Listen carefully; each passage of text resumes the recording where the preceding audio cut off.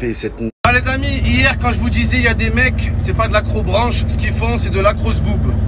Aujourd'hui on a la preuve encore. Pierre Ménaz, voilà, ce suceur de Anelka, il vient m'insulter d'abruti. C'est plus Anelka, c'est Anelke. Oh, il le bouffe la queue Ménez. Oh merguez, arrête de bouffer la merguez Anelka.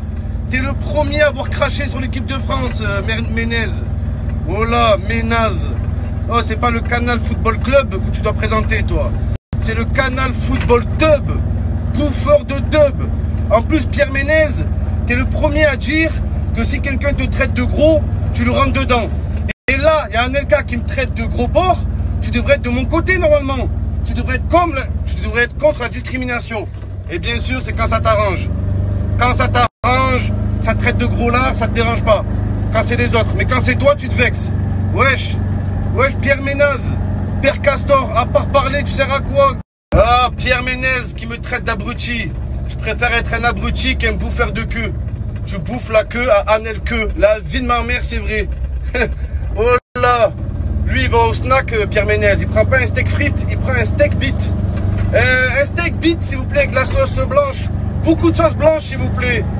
Arrête de bouffer des queues, va. Toute ta vie, t'as cassé du sucre sur l'équipe de France.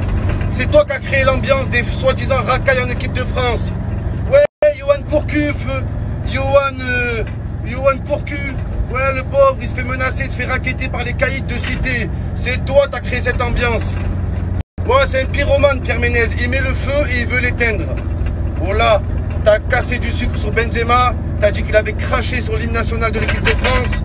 Et là, je te vois l'inviter sur tes plateaux.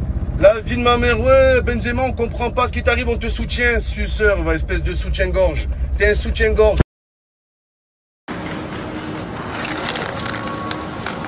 Moi, je suis là, un pauvre chômeur, dans ma petite voiture sans permis, ma petite voiture tamponneuse. Je donne mon avis footballistique sur certains joueurs. T'as tout le monde du foot qui se retourne contre moi.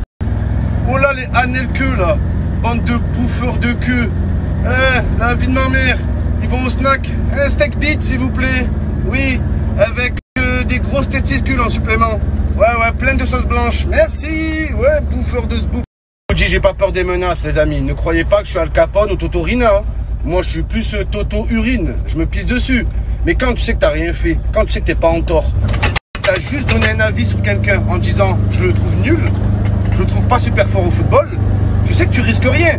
C'est dans ce sens que je vous dis, je crains pas les menaces. C'est parce que je sais que j'ai rien fait de mal. Voilà. Si demain j'y vais, j'insulte la daronne de quelqu'un qui est, tu vois, qui est injustement quoi, là je comprendrai. Mais non, je suis innocent. Voilà. I am not guilty. Je sais pas comment on dit, no guilty pour dire innocent. I am not guilty, les frères. Je donne juste mon avis. Je dis la vérité, les amis. La France, c'est un pays violent. Voilà. La France, tu vas critiquer, tu vas faire quelques blagounettes sur des joueurs de foot ou sur des rappeurs ou quoi. Voilà.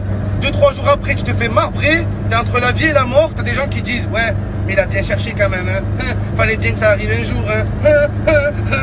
Voilà. En France, pour des blagues, tu peux mourir.